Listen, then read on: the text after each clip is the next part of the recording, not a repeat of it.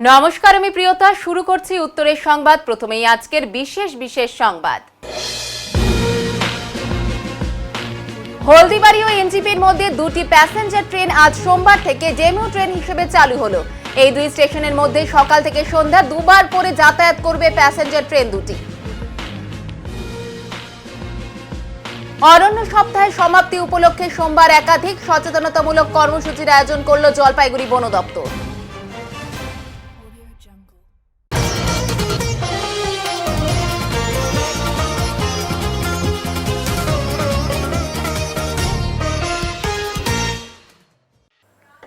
অরণ্য সপ্তাহের সমাপ্তি হিসেবে আজ জলপাইগুড়িতে বিভিন্ন ধরনের সচেতনতামূলক কর্মসূচির আয়োজন করল জলপাইগুড়ি বন দপ্তর। এদিন শহরের জেলা পরিষদ প্রেক্ষাগৃহে বিভিন্ন বিদ্যালয়ের পড়ুয়াদের নিয়ে একটি বিশেষ অনুষ্ঠানের আয়োজন করা হয়। 14 জুলাই থেকে শুরু হওয়া অরণ্য সপ্তাহের কর্মসূচির আনুষ্ঠানিক সমাপ্তি হয় আজ 20 জুলাই। এই উপলক্ষে জেলা, মহকুমা এবং ব্লক স্তরের বিভিন্ন সচেতনতামূলক কর্মসূচি গ্রহণ করা হয়। বৃক্ষরোপণ, কুইজ প্রতিযোগিতা, অঙ্কন প্রতিযোগিতা, চারা গাছ বিতরণ সহ নানা উদ্যোগের মাধ্যমে পরিবেশ সংরক্ষণ এবং বনরক্ষার বার্তা পৌঁছে দেওয়া হয় সাধারণ মানুষের কাছে। এদিন জেলার সমস্ত ব্লকের উদ্দেশ্যে সচেতনতামূলক ট্যাবলোর উদ্বোধন করা হয়। ট্যাবলোর মাধ্যমে বৃক্ষরোপণের গুরুত্ব, পরিবেশ রক্ষায় গাছের ভূমিকা এবং চারা গাছ বিতরণের মতো কর্মসূচি তুলে ধরা হয়। পাশাপাশি বন দপ্তরের আধিকারিক, কর্মী এবং বিভিন্ন বিদ্যালয়ের পড়ুয়াদের অংশগ্রহণে শহরে একটি বর্ণাঢ্য শোভাযাত্রারও আয়োজন করা হয়। জলপাইগুড়ি বন বিভাগের ডিএফও জিজু জেসপার জে বলেন, অরণ্য সপ্তাহের কর্মসূচি বিভিন্ন সরকারি দপ্তরকে যুক্ত করা হয়েছে। শুধু বৃক্ষরোপণ করলেই হবে না, সেই গাছগুলির পরিচর্যা ও সংরক্ষণও সমান গুরুত্বপূর্ণ। মোড়াঘাট এলাকায় 10 হেক্টর জমিতে বৃক্ষরোপণের লক্ষ্যমাত্রা নেওয়া হয়েছে। একটি সবুজ ও সুন্দর পরিবেশ গড়ে তোলাই আমাদের মূল উদ্দেশ্য। এই বছরের অরণ্য সপ্তাহ জুলাই 14 আরম্ভ হয়েছে। এই মঞ্চ থেকে জলপাইগুড়ি জেলা পরিষদের হল থেকে আরম্ভ হয়েছে। আর এক সপ্তাহ বিভিন্ন রকম কার্যক্রম হচ্ছে, যেরকম বৃক্ষরোপণ হচ্ছে, আর block level, subdivision level, district লেভেলে অনেকগুলো কম্পিটিশন হয়েছে, যেরকম কুইজ কম্পিটিশন, এসে আর পেইন্টিং কম্পিটিশন, এরকম অনেক কম্পিটিশন হয়েছে। সঙ্গে আমরা একটা ট্যাবলো উদ্বোধন করেছি, গোটা জেলাতে ঘুরিয়ে লোককে সচেতনতাও করেছে, সঙ্গে চারা গাছ বিতরণও করেছে। আর এই বছরের আমার জুড়ে আছে বিশেষ থেকে প্যারামিলিটারি আর সেনা তার জুড়ে আছে। আমরা এই এক সপ্তাহ যেটা কার্যক্রম আমার মনে হয় সফলতা হয়ে গেছে। আর আমি আপনার মাধ্যমে সকালকে বলবো, আপনারা যেটা গাছগুলো এই অরণ্য সপ্তাহে পেয়েছি আর যেটা গাছগুলো আপনি লাগিয়েছেন আপনার বাড়িতে আর আপনার জমিতে, ওটা আপনি ঠিকঠাক রক্ষণাবেক্ষণ করুন। আগামী যেটা আসলে আমরা একটা মিলে সবুজ বাংলা একটা তৈরি করবো।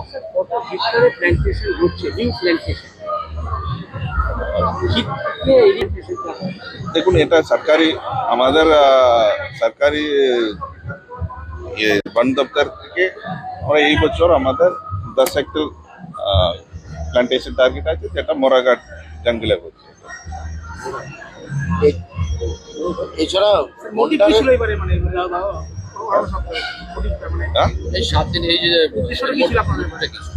মোটিভটা আমরা এই অরণ্য সপ্তাহের মাধ্যমে আমরা লোককে সচেতনতা করতে চাইছি। এটা নেই মানুষরা জানে গাছের কি বেনিফিট আছে, আমরা লোককে আরো এনকারেজ করতে চাইছি। এর মাধ্যমে আরো গাছগুলো লাগাবেন, না রক্ষণাবেক্ষণ করবেন, আর একটা সুন্দর পরিবেশ তৈরি করবেন। স্যার, গন্ডারের জন্য আলাদা কোনো প্ল্যান্টেশন বা কিছু চিন্তা করা হয়েছে না? এটা দেখুন, এটা ওয়াইল্ড লাইফ এরিয়াতে বেশিরভাগ করছে, ওটা আলাদা ডিভিশন দেখছি। ঠিক আছে স্যার, 3 লাখ গাছ লাগানোর কথা ছিল, সেটা কি লক্ষ্য পূরণ হলো এই এক সপ্তাহে? না, এই এক সপ্তাহের লক্ষ্য নাই, এটা গোটা বছরও চলবে। এটা ওইরকম নেই অরণ্য সপ্তাহের পরে আমরা এই গাছ বিতরণ এই কাজটা শেষ করবো।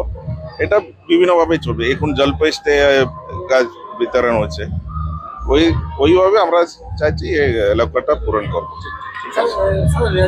অভিনব উদ্যোগ, বাচ্চারা ঘুরছেন, কি বলবেন? একটা অভিনব উদ্যোগ, সুন্দর একটা দৃশ্য দেখা গেলো আজকে। তো আমরা চাইছি সব যারা আমরা ট্রেডিশনাল যেটা কালচার আছে তার আমরা শোকেস করতে চাইছি। হলদিবাড়ি ও এনজিপির মধ্যে দুটি প্যাসেঞ্জার ট্রেন ডেমো ট্রেন হিসেবে আজ সোমবার থেকে যাতায়াত করবে। সকাল থেকে সন্ধ্যের মধ্যে মোট দুবার এই প্যাসেঞ্জার ট্রেন দুটি যাতায়াত করবে। নতুন ডেমো ট্রেনের নম্বর পরিবর্তিত হয়ে ৭৫৭০৯ ও ৭৫৭১০ এবং ৭৫৭১১ এবং ৭৫৭১২ নম্বর করা হয়েছে। উত্তর পূর্ব সীমান্ত রেলের কাটিহার ডিভিশন সূত্রে জানা গিয়েছে, প্যাসেঞ্জার ট্রেন শুধু ডিজেলে চলাচল করে।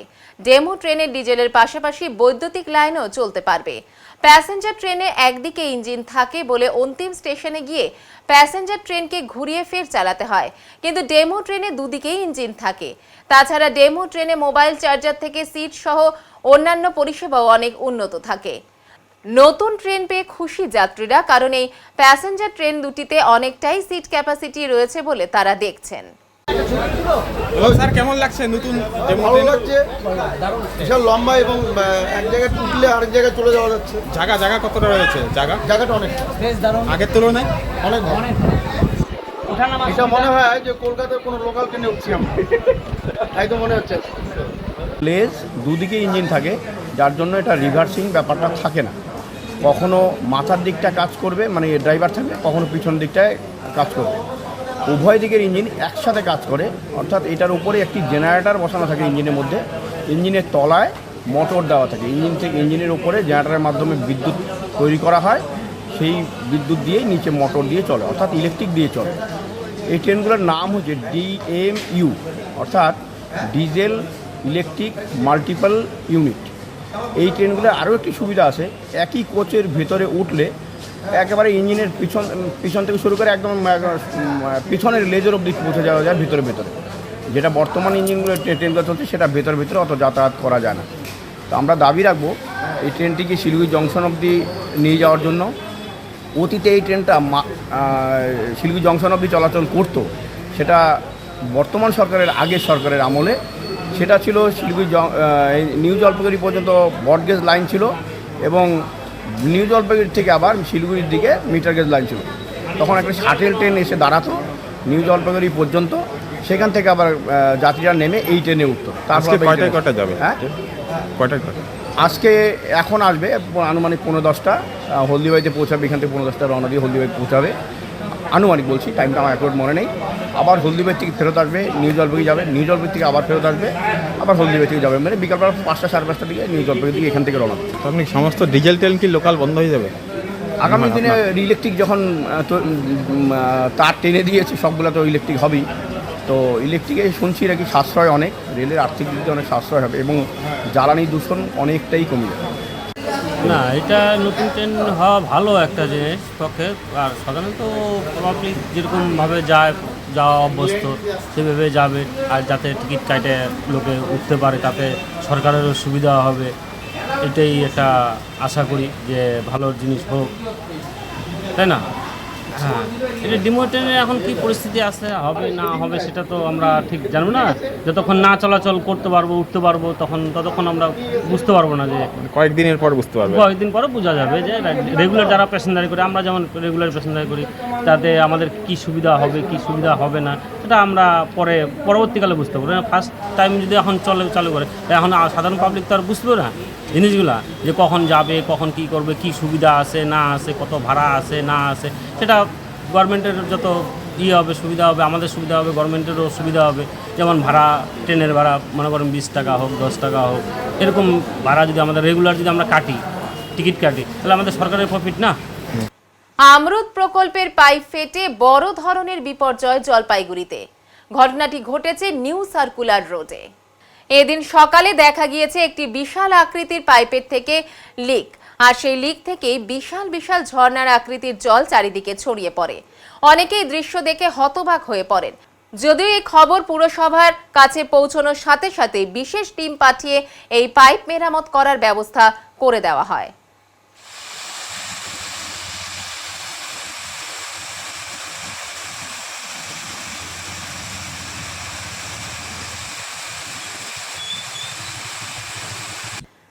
নিট পরীক্ষার প্রশ্নপত্র ফাঁস সহ দেশের শিক্ষা ব্যবস্থাকে উন্নত করার দাবিতে আন্দোলনে সামিল হলো জলপাইগুড়ির বেশ কিছু পড়ুয়া। আজ সোমবার সকালবেলা কদমতলা মোড়ে দাঁড়িয়ে তাদের একটি প্রতিবাদ সভা অনুষ্ঠিত হয়। পাশাপাশি বড় পোস্ট অফিস মোড় পর্যন্ত প্রতিবাদ মিছিলে সামিল হয়েছিলেন ছাত্রছাত্রীরা। শিক্ষা ব্যবস্থা সম্পূর্ণ মরে গিয়েছে বলে অভিযোগ। শিক্ষা ব্যবস্থা মরে গিয়েছে, প্রতিবাদের মাধ্যমে মরে যাওয়া শিক্ষা ব্যবস্থাকে কাঁধে করে নিয়ে যাচ্ছেন পড়ুয়ারা। এভাবেই প্রতিবাদ জানালেন তারা। দেশের পরীক্ষা নেওয়ার ব্যবস্থা স্বচ্ছ করার দাবি তোলা হয়েছে। শিক্ষা ব্যবস্থার পরিকাঠামো আরও উন্নত করার দাবি উঠেছে। আন্দোলনরত পড়ুয়া আভাস রজক বলেন, বর্তমানে দেশের অবস্থা, শিক্ষা ব্যবস্থায় দুর্নীতি সহ বিভিন্ন বিষয়ে এদিনের আন্দোলন। অরাজনৈতিকভাবে সংগঠন করে এই আন্দোলন। প্রশ্নপত্র ফাঁস সহ বিভিন্ন জবাবদিহি দেওয়ার দাবি জানায়। নিট পরীক্ষার প্রস্তুতি নেওয়ার পর যদি প্রশ্নপত্র ফাঁস হয়ে যায় তাহলে যে সকল পরীক্ষার্থী প্রস্তুতি নিয়ে থাকেন তাদের আবার 1 বছর অপেক্ষা করতে হবে। যারা ছাত্রছাত্রী তারাই বুঝতে পারবে এই বিষয়টি। মরে যাওয়া শিক্ষা ব্যবস্থাকে তুলে আনতে হবে। অবস্থা কি হারে পৌঁছেছে, কি ধরনের পেপার লিক হচ্ছে, যে ধরনের দুর্নীতি হচ্ছে, তার বিরুদ্ধে আমরা সকলে নন পলিটিক্যালভাবে একটি প্রোটেস্ট অর্গানাইজ করেছি এই জলপাইগুড়ি কদমতলার বুকে। আমরা এই পদযাত্রা কদমতলা থেকে শুরু করছি। কদমতলা থেকে পোস্ট অফিস মোড় অবধি এই পদযাত্রা চলবে। আমাদের কিছু দাবি আছে। এই দাবিগুলি হচ্ছে, পরীক্ষা যে নেওয়া হয় সেটিকে আরও স্বচ্ছভাবে নেওয়া হোক, এবং তার সাথে আমাদের যে জবাবদিহি হচ্ছে না এই জবাবদিহি দেওয়া হোক, অ্যাকাউন্টেবিলিটি নেওয়া হোক। তার সাথে আমাদের যে শিক্ষা ব্যবস্থার ব্যয়, ওই ব্যয়ভারটা বাড়ানো হোক, যাতে আমাদের ইনফ্রাস্ট্রাকচারটা একটু বেড়ে ওঠে। তোমাদের কোনো কি সংগঠনের নাম দিয়েছো? না, আমাদের এটা কোনো সংগঠন না, এটা আমরা সবাই একটা স্টুডেন্ট, সবাই একটা প্ল্যাটফর্ম বানিয়েছি যেখানে কোনো পার্টির পলিটিক্যাল স্লোগান বা কোনো পলিটিক্যাল এজেন্ডা তোলা হবে না। মূল দাবি কি? আমাদের মূল দাবি এই শিক্ষা ব্যবস্থাটাকে আরও উন্নত করা। পাশাপাশি একটা চিতা বানিয়েছো। চিতা বানিয়ে, কার চিতা? ওটা হচ্ছে শিক্ষা ব্যবস্থার চিতা। কারণ আমরা জানি আপাতত বর্তমানে শিক্ষা ব্যবস্থার আরও উন্নত হওয়া উচিত, আরও উন্নয়ন দরকার।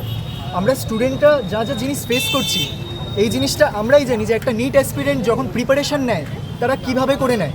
তারপরে যদি একটা পেপার লিক হয়, পেপার লিকের পরে তাকে আবার 1 বছর পড়তে হবে। এই জিনিসটা যারা স্টুডেন্ট তারাই বুঝতে পারে, যারা পড়ে না তাদের ক্ষেত্রে এটা বোঝা খুবই টাফ। এই জিনিসটাই আমরা সবার কাছে তুলে ধরতে চাই। বলছি ওই চিন্তাটা নিয়ে চিতাটা নিয়ে আমাদের এই পদযাত্রায় আমরা হাঁটবো। সকলকে আমরা এই চিতা দিয়ে আমরা মেসেজ পৌঁছে দিতে চাই যে আমাদের এডুকেশন সিস্টেম এখন মরে গেছে। আমাদেরকেই এডুকেশন সিস্টেমটাকে তুলে আনতে হবে, আবার রিভাইভ করতে হবে। তো আমরা এই চিতার মাধ্যমে এটাই করতে চাইছি। কি নাম তোমার? আমার নাম আভাস রজক, আমি এখন জাস্ট 12 পাস আউট করেছি। জলপাইগুড়ি জেলার অরবিন্দনগরের বাসিন্দা দিধিতি রায় এবার নিট ইউজি পরীক্ষায় অসাধারণ সাফল্য অর্জন করেছে। অল ইন্ডিয়া র্যাঙ্কিং 165 অর্জন করে সে জেলার গর্ব হয়ে উঠেছে। শুধু নিট নয়, জি মেন্স এবং WBGE সহ একাধিক সর্বভারতীয় প্রবেশিকা পরীক্ষাতেও সে উল্লেখযোগ্য সাফল্য অর্জন করেছে। 2বার নিট পরীক্ষায় অংশ নিয়ে 2বারই কৃতিত্বের সঙ্গে উত্তীর্ণ হয়েছে দিধিতি। ছোটবেলা থেকেই তার স্বপ্ন একজন দক্ষ চিকিৎসক হওয়ার। বিশেষ করে উত্তরবঙ্গের চা বাগান এলাকায় হৃদরোগ ও স্নায়ুরোগ বিশেষজ্ঞের অভাবে বহু মানুষ সময় মতো চিকিৎসা পান না। সেই বাস্তব অভিজ্ঞতাই তাকে অনুপ্রাণিত করেছে ভবিষ্যতের কার্ডিওলজিস্ট এবং নিউরোলজিস্ট হওয়ার লক্ষ্যে এগিয়ে যেতে। তার ইচ্ছা উচ্চশিক্ষা সম্পন্ন করে চা বাগান ও প্রত্যন্ত এলাকায় মানুষের কাছে উন্নত চিকিৎসা পৌঁছে দেওয়া। দিধিতির স্বপ্ন ছিল দিল্লির এইমসে পড়ার, কিন্তু র্যাঙ্কিংয়ের কারণে সেই সুযোগ হয়তো এবছর হচ্ছে না। তবুও দেশের একটি স্বনামধন্য মেডিকেল কলেজে ভর্তি হয়ে নিজের লক্ষ্য পূরণের জন্য কঠোর পরিশ্রম চালিয়ে যেতে চায় সে। শুধু পড়াশোনাতেই নয়, সাহিত্য চর্চাতেও সমান আগ্রহ রয়েছে দিধিতির। বিভিন্ন পূজা সংখ্যা ও ম্যাগাজিনে তার লেখা প্রকাশিত হয়েছে। ভবিষ্যতে চিকিৎসা পেশার পাশাপাশি সাহিত্য চর্চার সঙ্গেও নিজেকে যুক্ত রাখতে চায় সে। অদম্য ইচ্ছাশক্তি, কঠোর পরিশ্রম এবং সমাজের প্রতি দায়বদ্ধতার মানসিকতা নিয়েই দিধিতি রায় এগিয়ে চলেছে তার স্বপ্ন পূরণের পথে। তার এই সাফল্য শুধু জলপাইগুড়ির নয়, সমগ্র উত্তরবঙ্গের তরুণ তরুণীদের কাছেও এক বড় অনুপ্রেরণা। আমার নাম দিধিতি রায়, আমি ক্লাস 12 এবার দিয়েছি। কি বিষয় নিয়ে পড়াশোনা করেছো? সায়েন্স, আমার ফিজিক্স, কেমিস্ট্রি, ম্যাথ, বায়োলজি 4টেই ছিল, আর কোনো এক্সট্রা সাবজেক্ট ছিল না। জীবনের লক্ষ্য কি ছিল? আমার প্রথম থেকেই নিট দেব বলেই লক্ষ্য ছিল, তাই এবছর নিট 2026-এ আমার অল ইন্ডিয়া র্যাঙ্ক 165 আর আমার নাম্বার 685। দুবার তো হ্যাঁ, আমার প্রথমবারও নিট খুবই ভালো হয়েছিল, আর সেই জন্য সেকেন্ড টাইম নিটের আগে একটু ইয়েও ছিল আবারটা কেমন হবে, কিন্তু দুটোই ভালো হয়েছে। এবার সাফল্য 165 এবার কি করার অল ইন্ডিয়া 165। ভবিষ্যতে কি ডাক্তার হওয়ার বা কি ইচ্ছে কি তোমার জীবনে? ভবিষ্যতে হয় কার্ডিওলজি বা নিউরোলজি, এই দুটোর মধ্যে যে কোনো একটা। কেন নিউরোলজি বা কার্ডিওলজি হওয়ার ইচ্ছে কেন? আমার এই সাবজেক্টগুলোতে বা এই বডি পার্টসগুলো নিয়ে বা বিভিন্ন এটার ভেতরে যা যা আছে সেগুলো আমার খুব পছন্দের বিষয়। ডাক্তার হয়ে ফার্স্টেই মানুষের সেবা করা।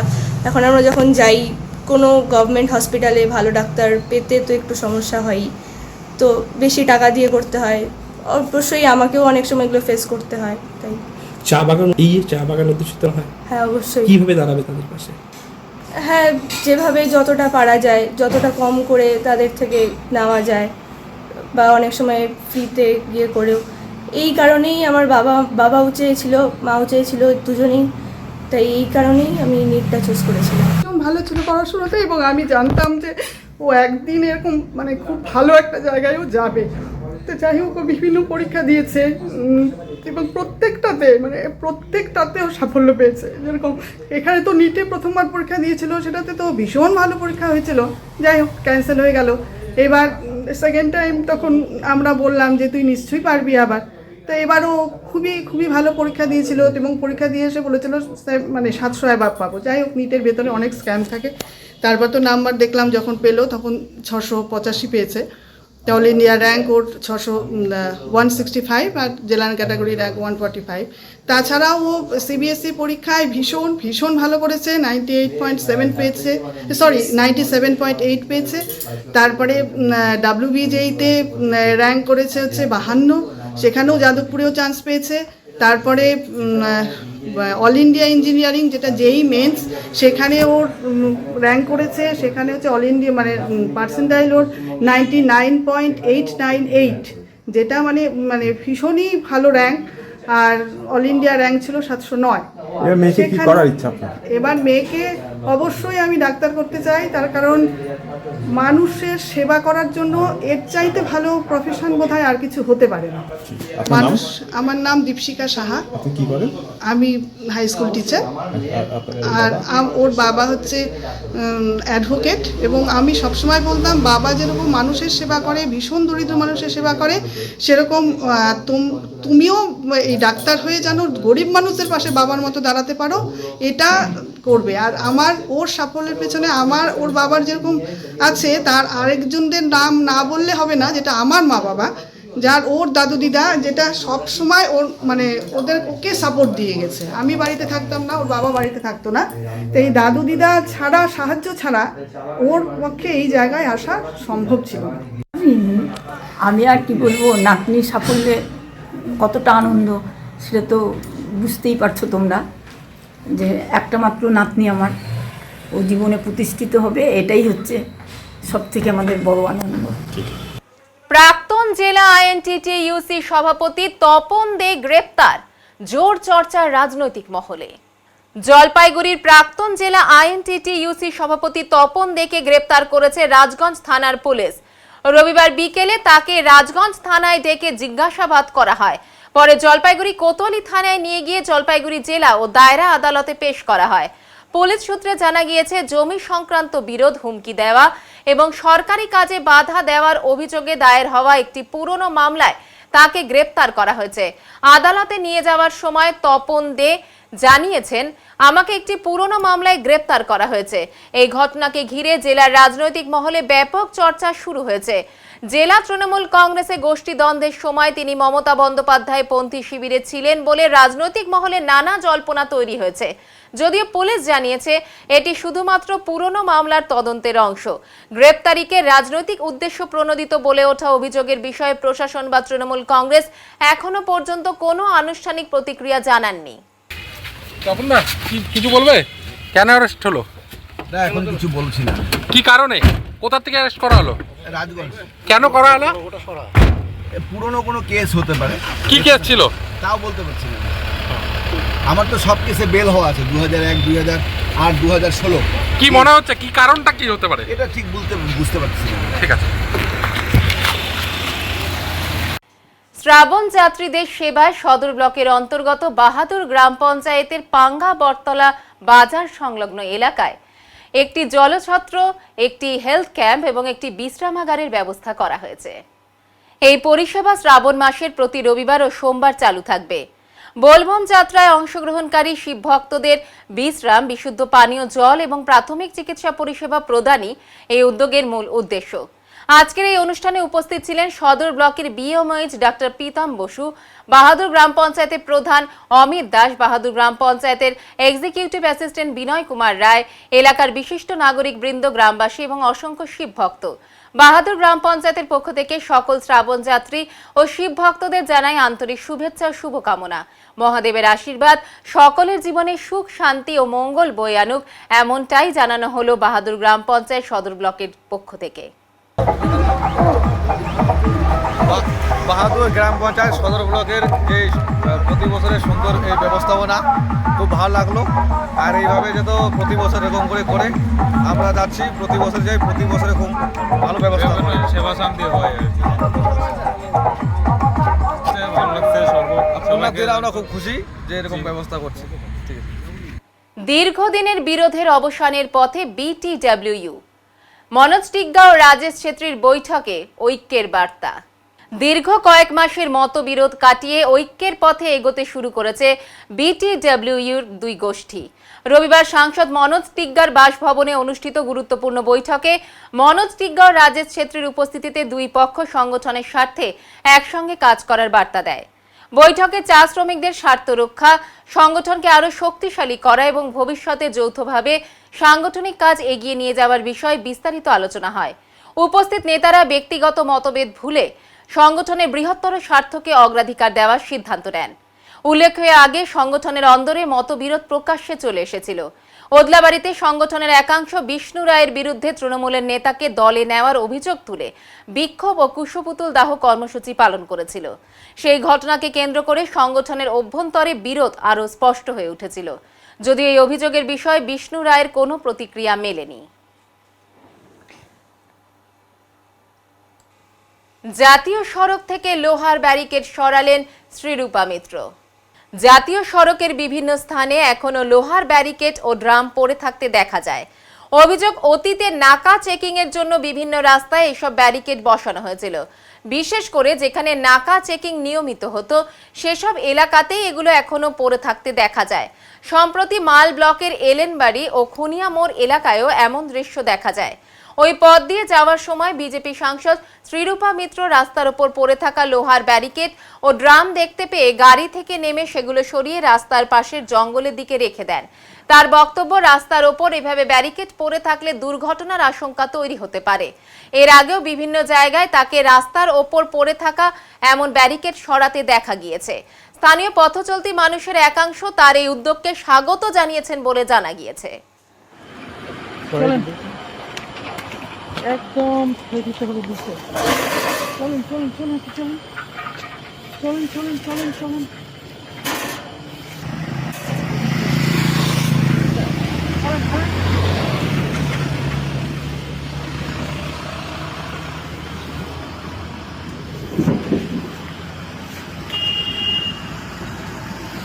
এটা কি?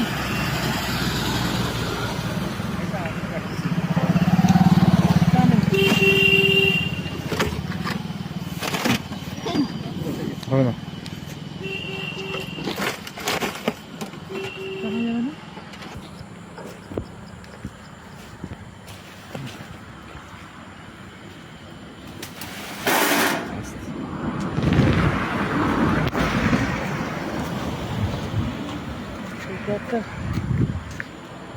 আবার নিয়ে ওরা সরিয়েছে এখন।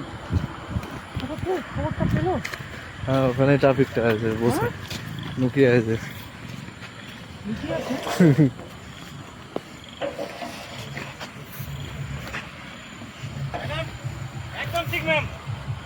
Thank you thank you.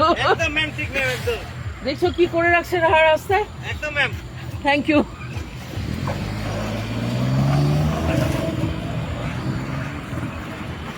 এবার নিয়ে নিচ্ছি ছোট্ট একটি বিরতি, সঙ্গে থাকুন, ফিরে আসছি একটু পরে। সব সময় সব দিকের সব খবর পেতে সাবস্ক্রাইব করুন, বেল আইকনটি প্রেস করে আপডেট থাকুন।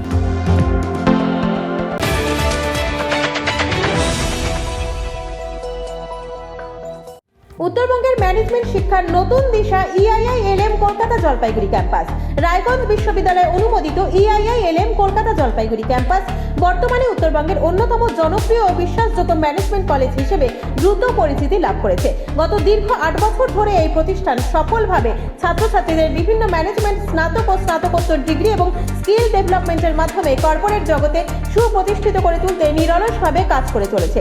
EIILM কলকাতা জলপাইগুড়ি ক্যাম্পাস একটি পূর্ণাঙ্গ ম্যানেজমেন্ট কলেজ, যেখানে আধুনিক পাঠ্যক্রম ও বাস্তবমুখী শিক্ষার সমন্বয়ে পরিচালিত হয় একাধিক চাহিদা সম্পন্ন কোর্স। এখানে পড়ানো হয় BBA, BCA, BBA in hospital management, BBA in IT and ITES, BBA in travel and tourism এবং MBA।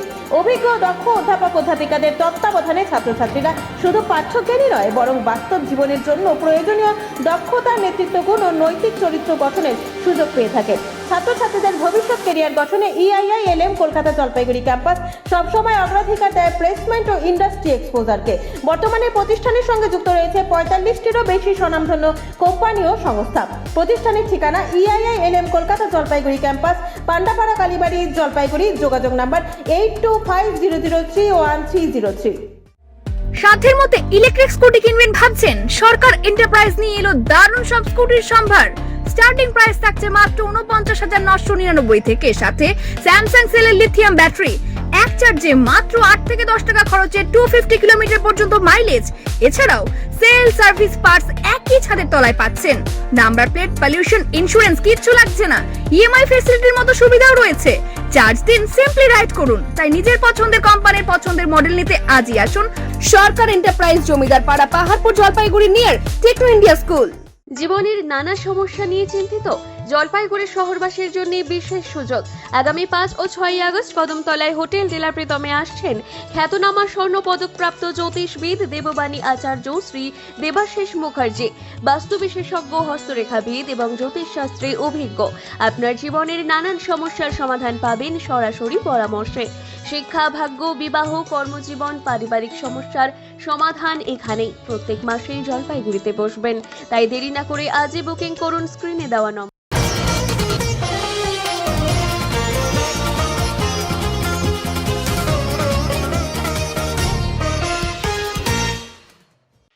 ময়নাগুড়ি উল্লাদ ডাবরি এলাকায় জাতীয় সড়কের ওপর ভয়াবহ পথ দুর্ঘটনায় প্রাণ হারানো যুবকের পরিচয় জানা গিয়েছে। যুবকের নাম দীপু সরকার, বয়স 26। তার বাড়ি জলপাইগুড়ি সদর ব্লকের ঘুঘুডাঙ্গা এলাকায়। পরিবারের একমাত্র উপার্জনকারী দীপুর অকাল মৃত্যুর খবরে শোকের ছায়া নেমে এসেছে পরিবার ও গোটা এলাকায়। পরিবার সূত্রে জানা গিয়েছে বাড়িতে তার বৃদ্ধ বাবা মা রয়েছেন। দীপু পেশায় একজন গ্যারেজের কর্মী ছিলেন। স্থানীয় সূত্রে গতকাল সন্ধ্যায় রানীনগর এলাকায় একটি কাজ শেষ করে একটি রেঞ্জ ফেরত দিতে বাইকে করে উল্লাদ ডাবরির একটি গ্যারেজে যাচ্ছিলেন তিনি। গন্তব্যে পৌঁছানোর প্রায় 500 মিটার আগে জাতীয় সড়কের ওপর একটি অজ্ঞাত পরিচয় দ্রুত গতির গাড়ি তাকে ধাক্কা দিয়ে পিষে পালিয়ে যায়। ঘটনাস্থলেই তার মৃত্যু হয়। দুর্ঘটনার খবর পেয়ে ময়নাগুড়ি থানার পুলিশ ও ট্রাফিক পুলিশ পৌঁছে মৃতদেহ উদ্ধার করে। দীপুর আকস্মিক মৃত্যুর খবরে শোকস্তব্ধ তার পরিবার, আত্মীয় স্বজন এবং সহকর্মীরা। সকলে এই ঘটনায় গভীর শোক প্রকাশ করেছেন। ইতিমধ্যে পলাতক গাড়ির সন্ধান এবং দুর্ঘটনার প্রকৃত কারণ জানতে তদন্ত শুরু করেছে পুলিশ। উনি আমার বন্ধু। কি নাম? দীপু রয়। কখন খবর পেলেন এবং কি খবর পেলেন? আমি তো আজকে সকালে 8টার সময় খবর পাইলাম। আচ্ছা, কি শুনেছেন? আমি শুনলাম কি 8টার সময় বলে উনি মারা গেছে, রাত্রিবেলায় গাড়ি দিয়ে বলে মারা গেছে বাইকে। উনি কি বাড়ি যাচ্ছিল? না, গ্যারেজে যাচ্ছিল উনি। গ্যারেজে কাজ করতে? না, হ্যাঁ, যেখানে যাচ্ছিল সেখানে কাজ করছিল নাকি কোনো কিছু? না, কাজ করে যাচ্ছিল গ্যারেজে। আচ্ছা, জিনিসপত্র দিতে? জিনিসপত্র রেঞ্জ দিতে যাচ্ছে। রেঞ্জ, হ্যাঁ। ওনার নাম কি নাম ওনার? দীপু রয়। কোথায় বাড়ি? বাড়ি হলদিবাড়ি। কি খবর? আমি অনুমানিক 10টার দিকে খবর পেলাম যে আমাদের একটা গ্যারেজের ছেলে দীপু, তার রানওভার হয়েছে। সঠিকভাবে তো জানতে পারিনি। আজকে সকালবেলা জানতে পারলাম যে ওই কি করে বুঝতে পারলেন?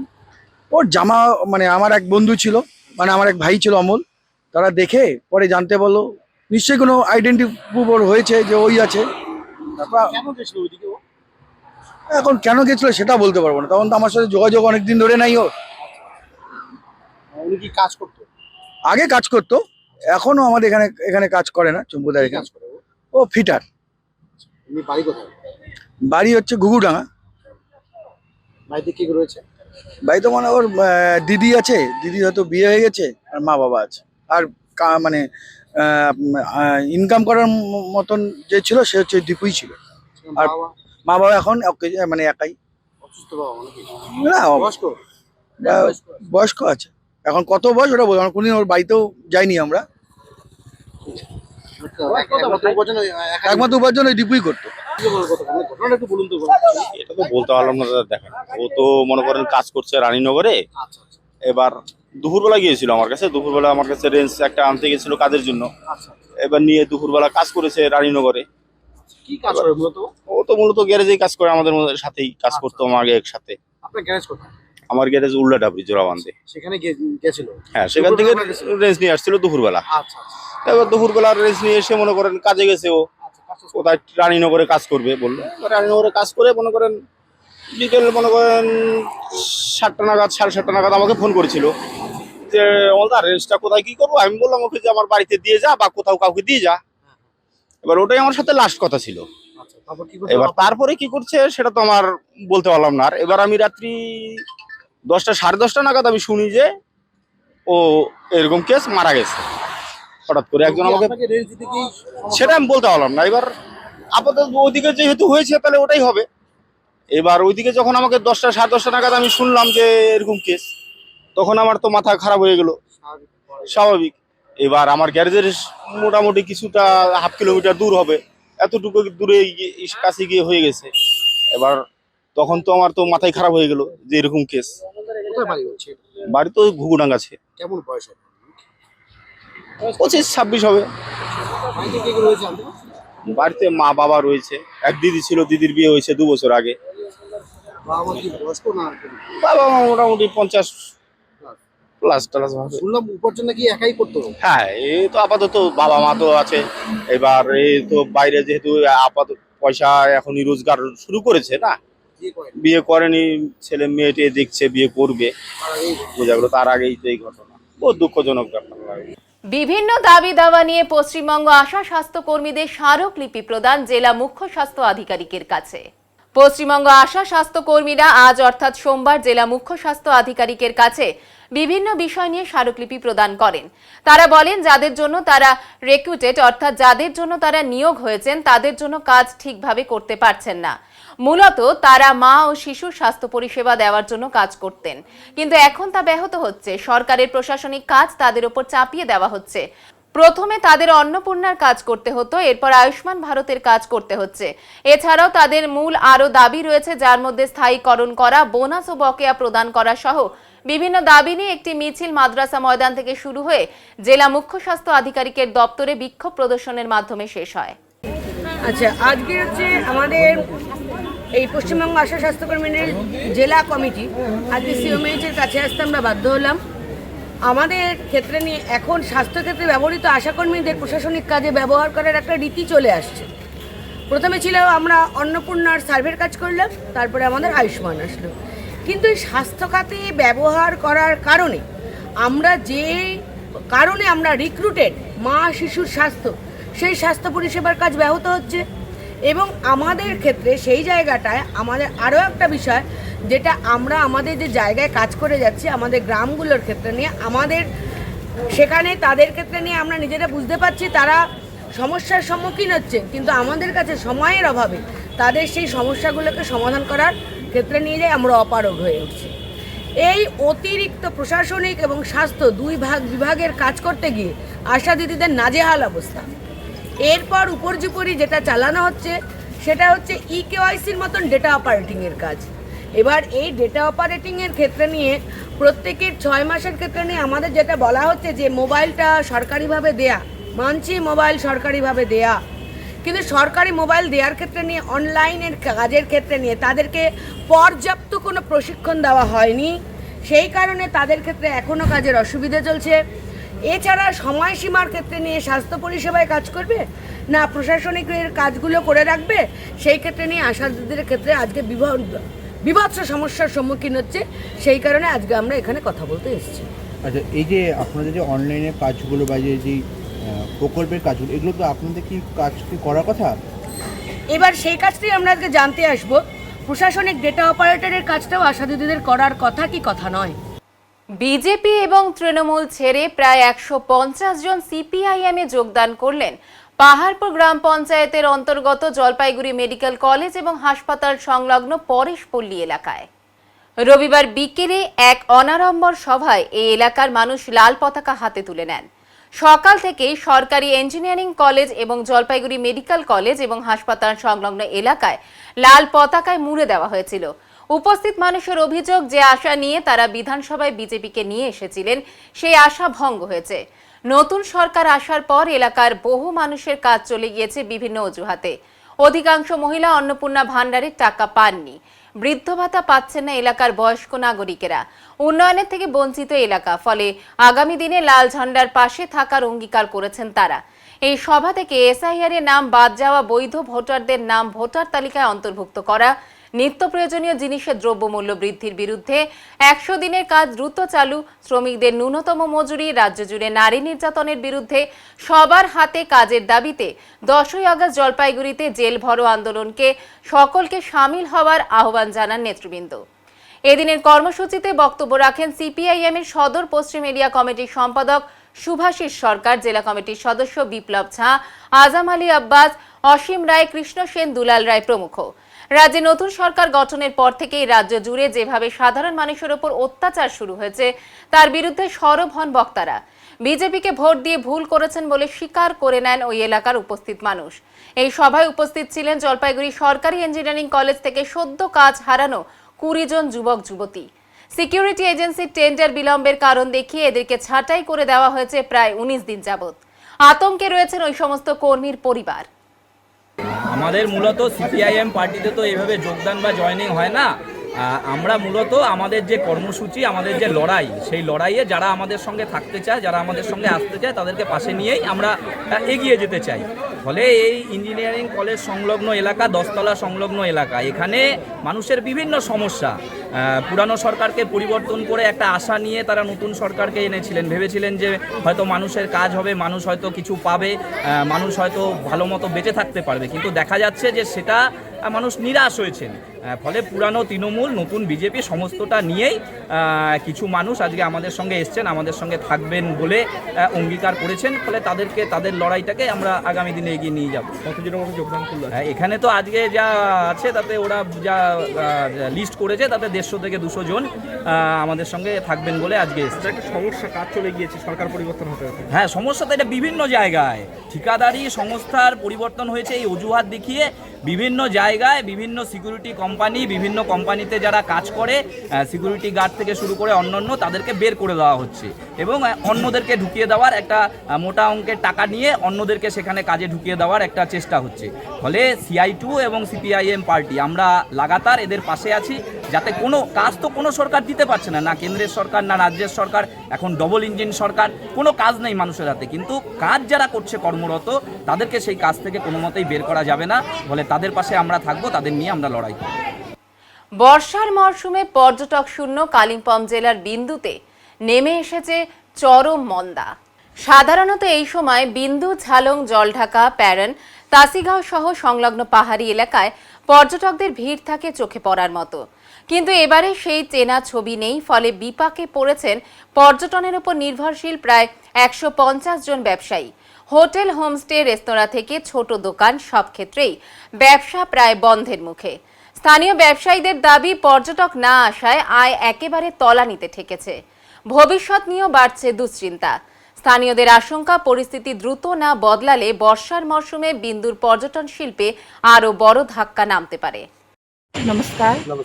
ये आपका बिंदु है। तो देख रहे हैं कि आप लोग दुकान खुल के बैठा है, बहुत सारे दुकान बंद है, क्या हो रहा है, क्यों नहीं आ रहा है टूरिस्ट? अभी तो सीजन भी ऑफ है, लेकिन फिर भी आपको गाड़ी तो आता था, लेकिन वो रास्ता खराब है ना, वो ब्रिज बन रहा है मतलब, इसलिए वो लैंडस्लाइड हो रहा है, उधर दिक्कत है, इसलिए नहीं आ रहा है टूरिस्ट। कितने दिनों से बंद है आपका ये प्रॉब्लम? 1 महीना ज्यादा हुआ है, 1 महीना से भी ज्यादा हुआ। इससे आप लोगों का प्रॉब्लम नहीं हुआ? ये बहुत प्रॉब्लम है इधर। हम लोग तो दुकानदार है, मतलब अभी तो सीजन डाउन ही है, लेकिन स्कूल नानी स्कूल जाता है ना, और बीमारी का बहुत प्रॉब्लम है। अच्छा, स्कूल का नानी कौन सा स्कूल में पढ़ते हो लोग? सब इधर तो स्कूल तो इधर तो मतलब क्लास 8 तक है। आपको मतलब हायर सेकेंडरी जो झालुंग जाना पड़ता है, और फिर पेरेंट जाना पड़ता है। बच्चा लोग छोटा छोटा एकदम छोटा छोटा 5-6 वर्ष का माँ बाप लेके जाता है इधर से मम्मी है वो। आप लोगों को आपका इधर पे कितना दुकान है? इधर तो दुकान तो बहुत है, इधर से वो इन तक मतलब लास्ट 100 से ज्यादा होगा जी, 100 से ज्यादा है। এবার নিয়ে নিচ্ছি ছোট্ট একটি বিরতি, সঙ্গে থাকুন, ফিরে আসছি একটু পরে। সব সময় সব দিকের সব খবর পেতে সাবস্ক্রাইব করুন, বেল আইকনটি প্রেস করে আপডেট থাকুন।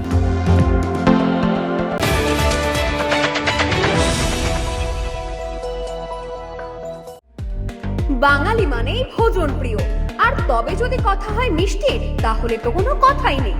জলপাইগুড়ি পান্ডাপাড়া পার্কের মোড়ে খুলে গিয়েছে শ্রী রাধাকৃষ্ণ মিষ্টান্ন ভান্ডার। আমাদের এখানে নৈহাটি, কল্যাণী, বর্ধমান থেকে আগত প্রসিদ্ধ কারিগর দিয়ে নানা ধরনের মিষ্টি তৈরি করা হয়। এছাড়াও সুপরিষ্কার পরিচ্ছন্নভাবে নিজ কারখানায় দেশি গাওয়া গরুর দুধের ছানা কেটে মিষ্টি তৈরি করা হয়। সাথে যে কোনো অনুষ্ঠানের অর্ডার নেওয়া হয়। তাই আমাদের মিষ্টির স্বাদ পেতে আজই চলে আসুন শ্রী রাধাকৃষ্ণ মিষ্টান্ন ভান্ডার, পান্ডাপাড়া পার্কের মোড়, জলপাইগুড়ি। Phone number 9832658478।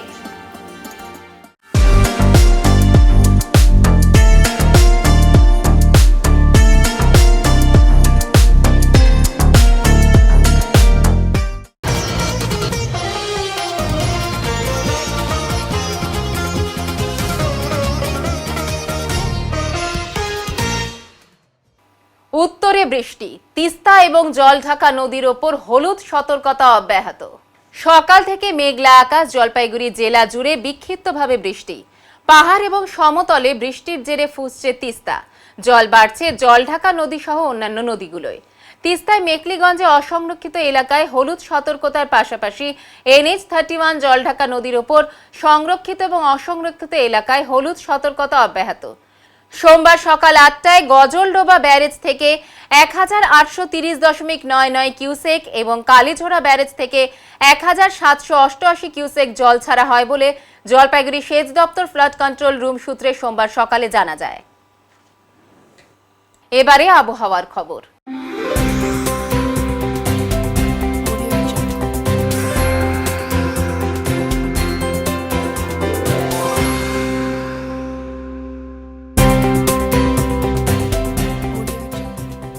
কেন্দ্রীয় আবহাওয়া দপ্তরের জলপাইগুড়ি কেন্দ্র থেকে পাওয়া তথ্য অনুযায়ী সোমবার দিনের সর্বোচ্চ তাপমাত্রা ছিল 31.4 ডিগ্রি সেলসিয়াস ও সর্বনিম্ন তাপমাত্রা ছিল 25.1 ডিগ্রি সেলসিয়াস।